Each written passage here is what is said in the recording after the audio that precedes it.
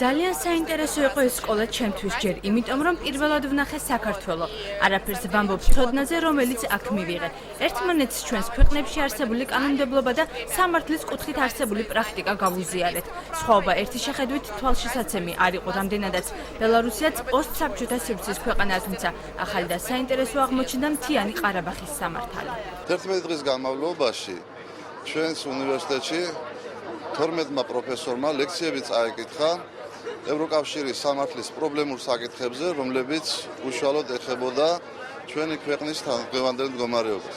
ეს პრობლემა მოგეხსენებათ, რომ საქართველოსთვის მეტად საინტერესოა, ვინაიდან ჩვენ ხელი მოვაწერეთ ასოცირების ხელშეკრულებას და ამის შემდგომ ჩვენ ბუნებრივია უნდა მოახდინოთ იმ ნორმათა გადმოღება და მათი უნიფიცირება, რომელიც ქართულ სინამდვილეს უკვე შეესაბამება. ჩვენ მოგებული გვაქვს ჟან მონეს გრანტი, რომლის ფარგლებშიც 3 წლის განმავლობაში აღნიშნული საზაფხულო სკოლა გაგრძელდება ბათუმის უნივერსიტეტის ბაზაზე.